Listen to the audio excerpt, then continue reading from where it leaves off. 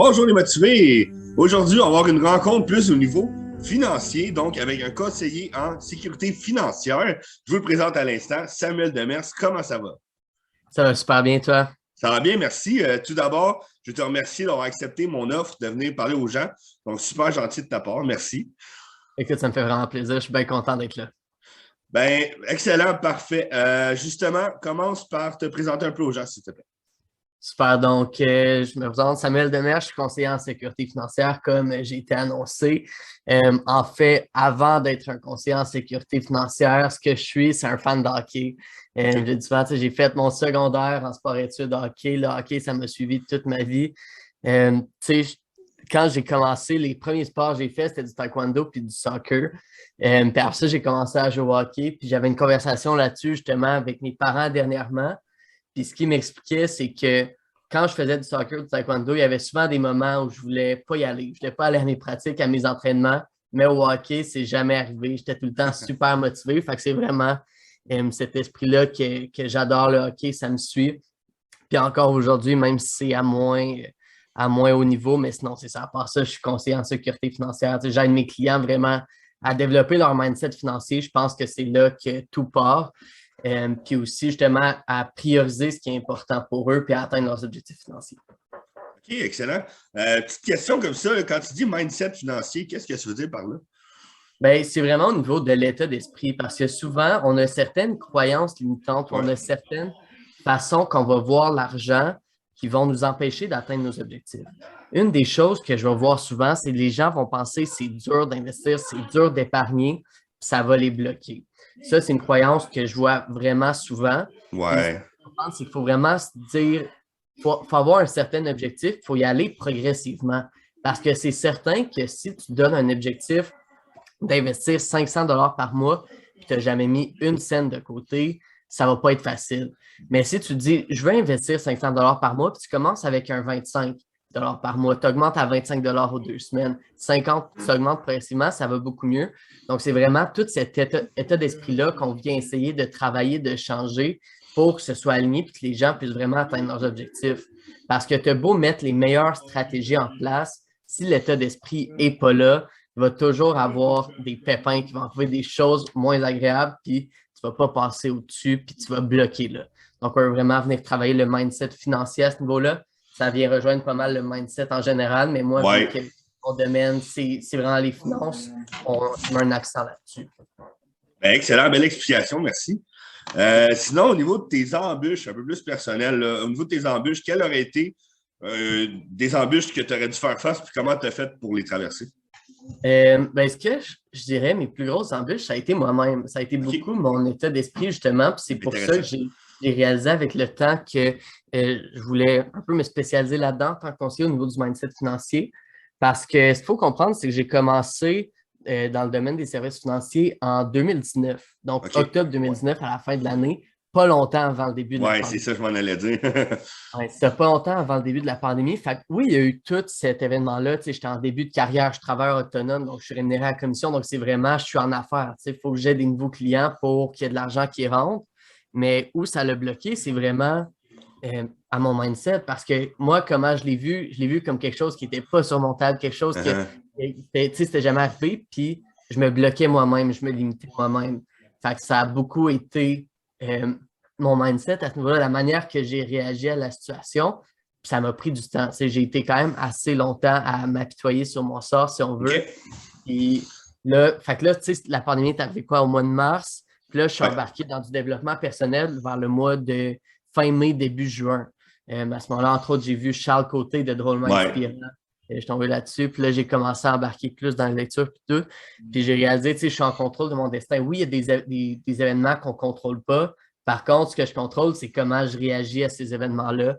Fait que c'est pour ça que je dis finalement que la plus grosse embûche à laquelle j'ai fait face, Ça a c'est été moi-même. toi-même. OK, intéressant, j'aime ça. On voit qu'il y a eu une évolution au niveau du mindset, c'est vraiment nice, ça. Puis je comprends pourquoi qu'après ça, tu vas aller aider les gens avec ça aussi. C'est ça. Euh, Au niveau de tes objectifs, là, ça serait quoi tes objectifs actuels, puis comment tu fais pour cheminer vers eux? Ouais, ben, je te dirais, mon plus gros objectif présentement, c'est que je veux avoir le podcast sur les finances numéro 1 au Québec. OK, Tu cool. sais, je ne vise pas nécessairement ailleurs parce que je travaille vraiment au Québec. Tu sais, mes clients sont au Québec, puis on est réglementé par l'Autorité des marchés financiers et tout. Donc, ça, ce serait le premier objectif. Donc, avec un épisode par semaine, je suis aussi beaucoup actif sur TikTok justement pour Oui. mes services, puis pour promouvoir aussi le podcast, avancer tout ça, aller chercher de la visibilité, puis aider les gens aussi avec leurs finances. Fait autant au niveau du mindset que certaines stratégies.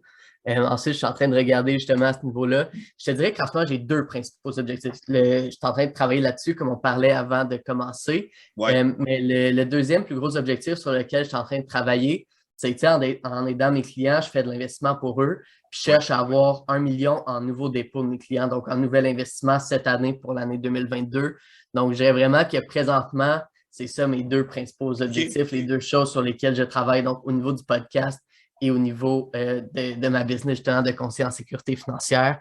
C'est en ayant de l'activité, en allant chercher de la visibilité, puis en aidant les gens. Parce que de la manière que je le vois, c'est plus que j'aide les gens, plus que les gens vont après ça venir vers moi. Fait que c'est un peu dans cette optique-là que je suis. Puis j'adore ce que je fais. J'adore parler d'argent, j'adore parler de finances. Donc, c'est pour ça que j'ai créé le podcast, c'est pour ça que je suis actif également sur TikTok. Ah, ben excellent. Ben justement, j'ai envie de te donner un coup de main là, pour les gens qui écoutent en ce moment puis qui veulent avoir du contenu plus financier. Ton TikTok, c'est quoi déjà? Samuel Demers avec 2 S à la fin. Donc, mon nom de famille, c'est Demers avec 1 S, mais mon TikTok, il y en a 2 à la fin. Oui, avec 2 S. Puis ton podcast, je n'étais pas au courant, Crime, c'est hot. Oui. C'est quoi ton podcast? Le podcast s'appelle On jase d'argent. Le podcast est disponible sur Spotify et sur Apple Podcast. OK. Fait qu'on jase d'argent. Excellent. Allez voir ça. Moi, je vais aller voir. En tout cas, je trouve ça intéressant. C'est cool. Yes. Parfait, parfait. Puis sinon, ben là, ah oui, excuse, j'ai sauté une question. Au niveau de la motivation, hein, qu'est-ce qui te motive à sortir de ta zone de confort? Tu as parlé que tu as eu des embûches et que c'était toi-même. Mais c'est quoi qui t'aide qui te motive à justement à prendre action? Ben, je te dirais beaucoup que c'est de rester aligné avec mes objectifs. Je veux avoir le podcast numéro 1 en finance au Québec. Ben, pour ça, il faut que je fasse les actions pour ça. Fait que c'est vraiment, oui, d'avoir le gros objectif, mais je décortique ça en c'est quoi les actions qu'il faut que je fasse chaque jour, c'est quoi les actions qu'il faut que je fasse chaque semaine qui vont me permettre d'atteindre ça. Fait que oui, j'ai un objectif, mais sur quoi je préfère me focuser, c'est pas sur le résultat. Je me focus sur les actions que je fais, puis avec ça, les résultats vont venir. Oui, si je vois que ça n'arrive pas, après ça, on fait des ajustements et tout, mais vraiment, pour moi, c'est de rester focus sur les actions parce qu'encore une fois, si je retourne au début de la pandémie, justement, que je m'apitoie un peu sur mon sort, ben, ce que j'ai réalisé, c'est que je veux me concentrer sur quoi j'ai du contrôle, puis sur quoi j'ai du contrôle, c'est mes actions. Donc, vraiment, de rester focus là-dessus, ça me permet, oui, de rester motivé, mais surtout de rester discipliné. Parce que je pense que la motivation, c'est... oui, on peut faire des actions pour être motivé. Par contre, il y a des moments où ça ne va pas nous tenter. Puis si on y va quand même, on ne se laisse pas le temps justement de se dire OK, je le ferai pas, tu ne te laisses pas la porte de sortie. Non, à ce moment-là, tu continues à faire quand même les actions. Donc, c'est pas mal ça à ce niveau-là qui m'aide à rester motivé. Oui, j'aime ça. Ben, comme Charles Côté dit, justement, tu te lances, tu réajustes, tu te lances, tu réajustes. C'est un peu ça, là, le mindset.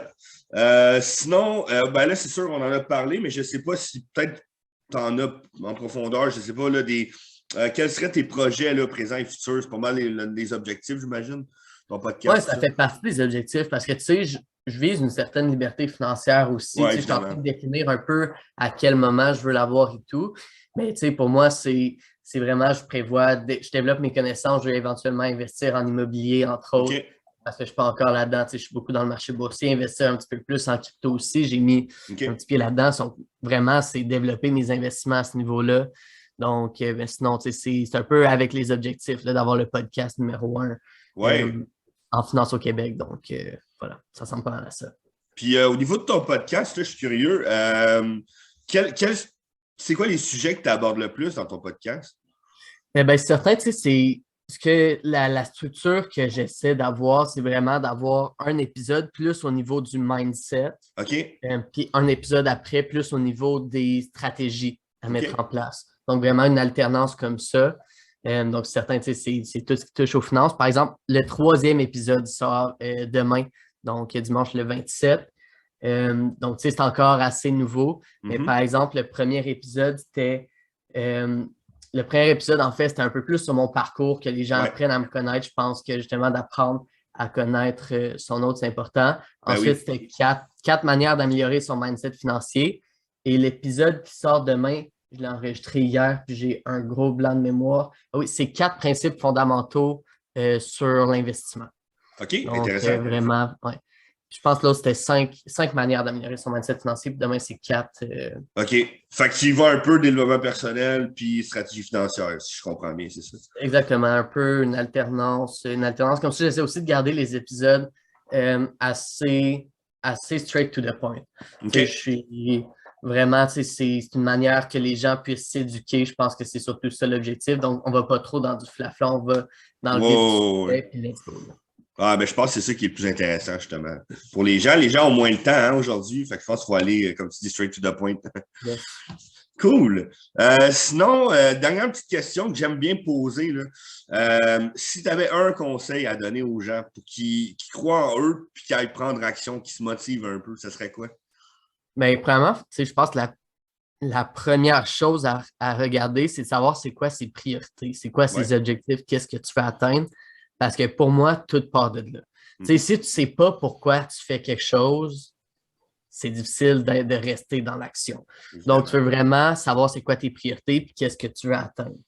Après ça, pour croire en toi, il faut que tu prennes action, veux pas. Tu sais, du moment que tu n'es pas dans l'action, c'est là que ton cerveau a le temps de penser à plein de choses, que tu es dans le doute, que toutes tes craintes, ils passent dans ton esprit, tandis que quand tu es dans l'action, tu n'as pas le temps de penser à ces choses-là. Tu sais, le meilleur exemple que je peux donner dans ma situation, je travaille avec un conseiller senior, puis une des choses que je fais, je travaille dans sa clientèle.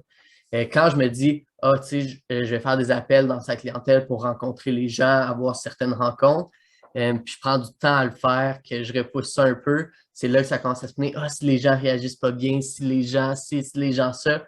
Tandis que quand je fais juste prendre le téléphone puis les appeler, mais à ce moment-là, ça va bien, j'ai pas le temps justement de penser. Puis plus que tu fais quelque chose, plus que tu prends confiance, plus que Ouais. tu crois en toi, puis plus que tu vas le faire. Donc vraiment, pour simplifier ça, si on veut, en 3 étapes, commence par déterminer c'est quoi tes priorités, c'est quoi tes objectifs. Ensuite, prends action, puis après ça, ajuste. Tu sais, ajuste, puis tu vas commencer à croire en toi, puis la confiance va venir. Ben, excellent conseil. Je te remercie beaucoup. Écoute, merci d'être venu parler finance avec nous, de ton parcours, tout ça. Ça a été super motivant. Donc, pour vrai, je te remercie encore une fois d'être passé. Ça me fait vraiment plaisir. Écoute, n'importe quand. N'importe quand. Parfait, ben, j'en prends note. Fait que, allez le suivre sur TikTok, allez suivre son podcast. On jase d'argent, c'est ça? Yes. C'est ça. Exactement, on jase d'argent. Parfait. Fait que sur ça, je te souhaite de passer une excellente journée. Merci, toi aussi. Merci.